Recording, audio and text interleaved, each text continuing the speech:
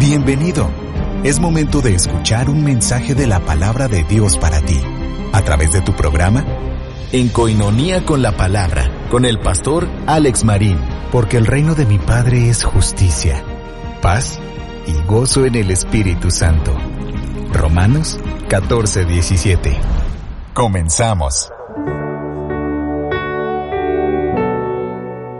Dios, gracias te damos, Señor.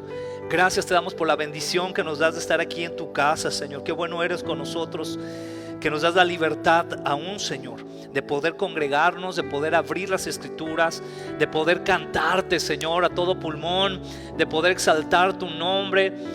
Qué bueno eres, Señor, con nosotros. Dice tu palabra: yo me alegré con los que me decían, a la casa del Señor iremos, y nosotros nos alegramos, Señor. Gracias. Queremos también pedirte por nuestros hermanos alrededor del mundo, en diferentes lugares, que sufren persecución, Señor, y que aún así se congregan.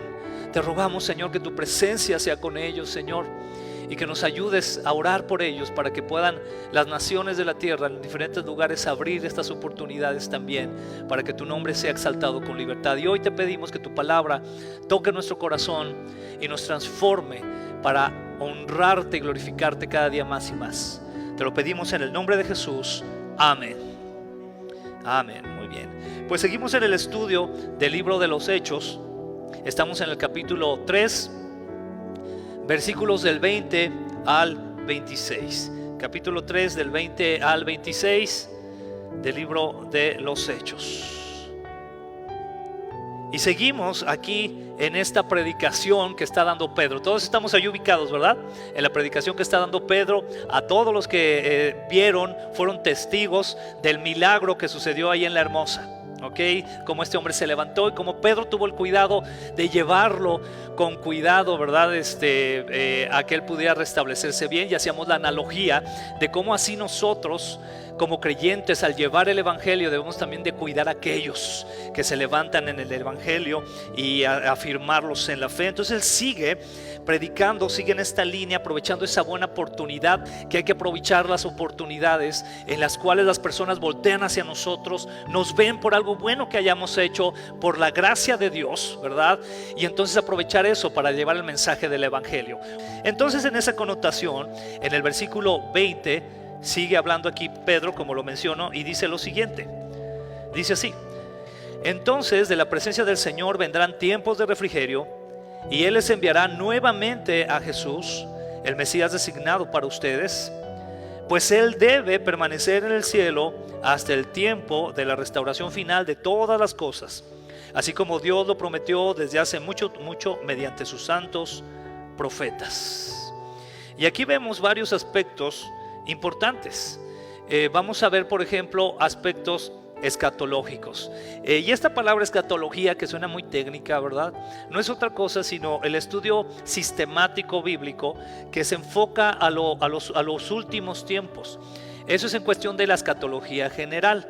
Es decir, la escatología general va a estudiar qué va a suceder en los últimos tiempos, pero también hay un área de la escatología que se le llama como particular, que habla acerca del cielo y del infierno. Entonces vamos a entender, por un lado, esto que está mencionando aquí Pedro, desde un aspecto escatológico que se vuelve importante.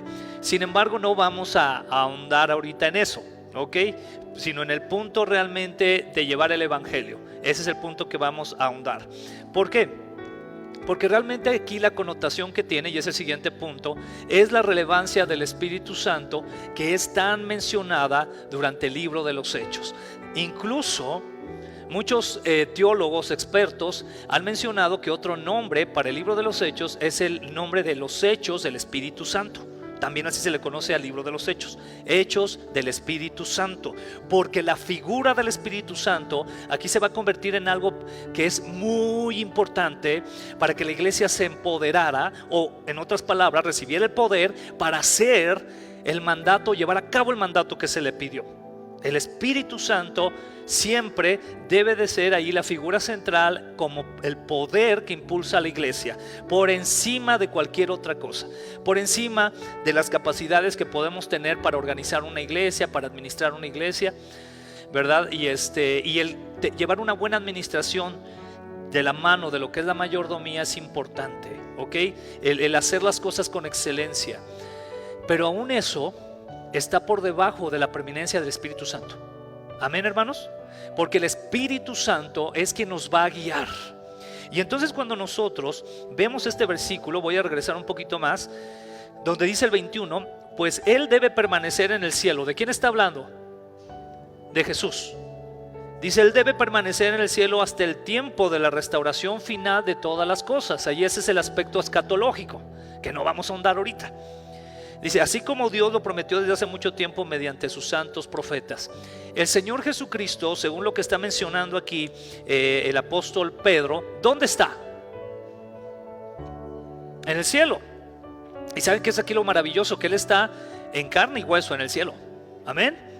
Así es, porque Él resucitó en carne y hueso. No solamente es un espíritu que está en el cielo, sino que en carne y hueso, en un cuerpo glorificado, Él está reinando en el cielo. Esa es la realidad.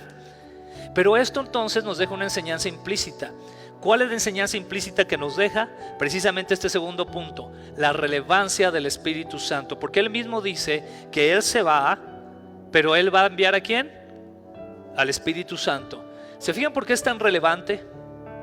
De ahí es que a veces surge la preocupación de que en algunos momentos, en algunos movimientos, la iglesia ha hecho de lado al Espíritu Santo y ha engrandecido, por ejemplo, las letras. Esto lo tengo que decir con mucho cuidado, pero creo que es muy relevante para nuestros días y lo tengo que decir. Y a veces se ha como que exagerado la cuestión académica y de conocimiento, y se ha olvidado de quién viene ese conocimiento, que es del Espíritu Santo.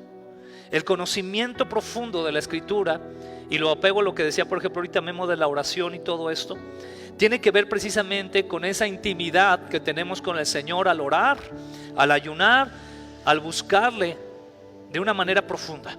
Porque entonces el hombre de Dios, cuando va a las Escrituras, esas letras cobran vida. Cobran vida. Porque entonces es el Espíritu de Dios el que comienza a darle sentido. ¿Se dan cuenta, hermanos? Por eso es la relevancia del Espíritu Santo, y por eso es que esta iglesia primitiva de estos primeros 30 años de historia relatados en el libro de los Hechos está llena pues de mensajes y de historias poderosas. Recordar que necesitamos ser empoderados por el Espíritu Santo.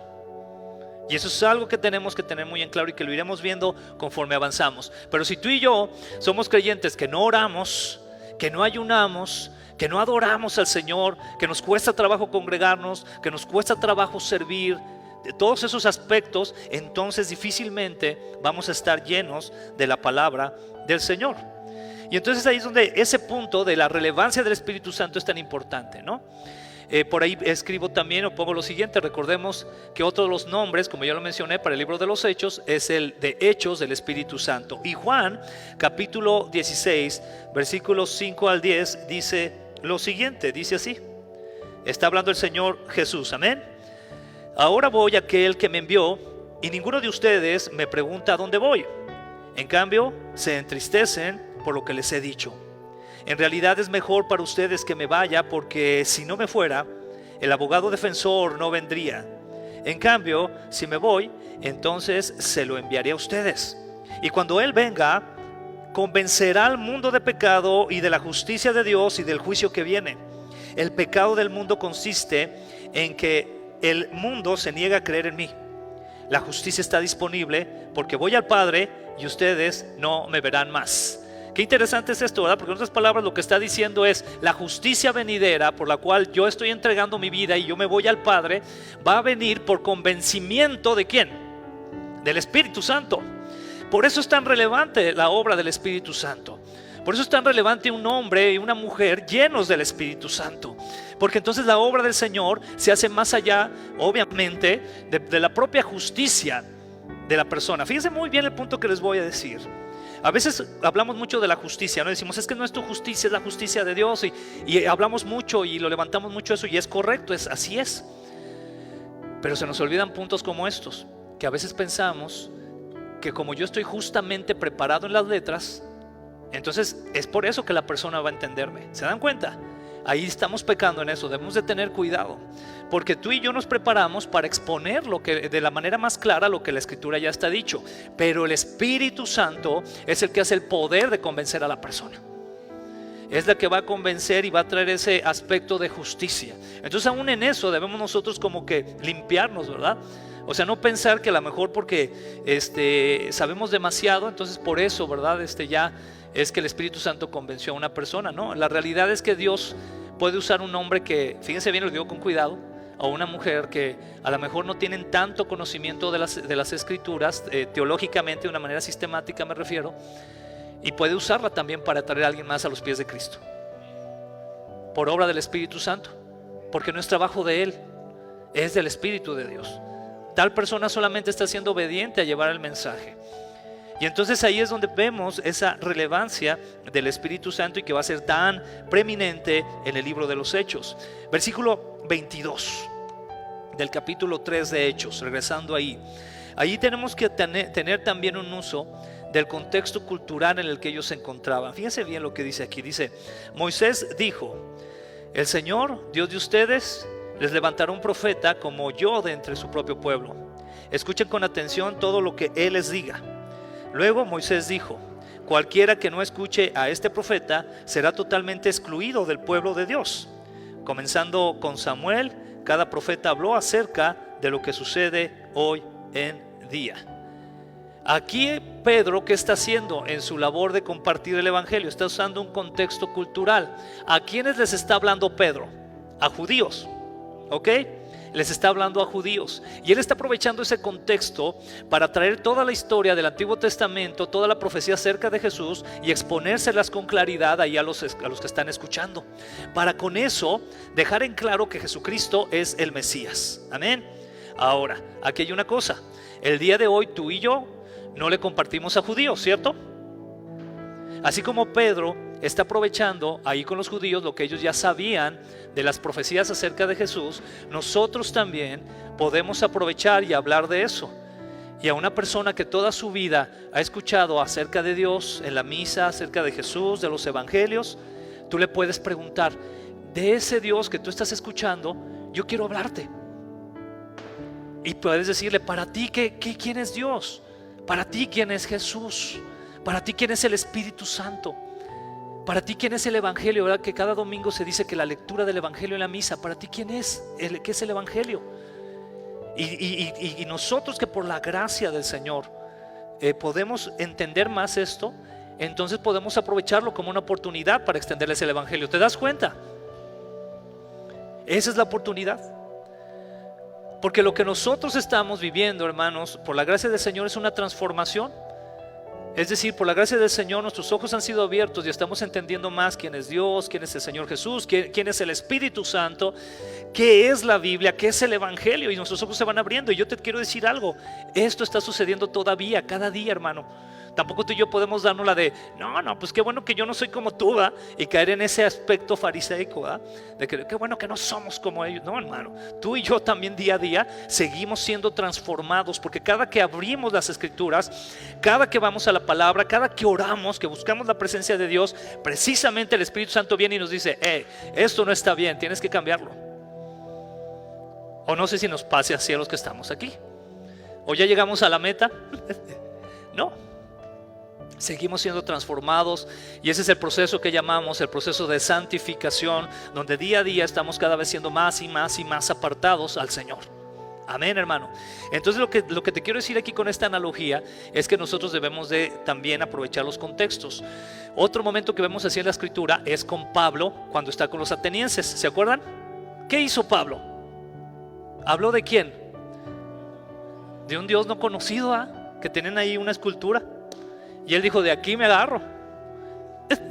Y les dice: de ese Dios que no conocen es del que vengo a hablarles yo.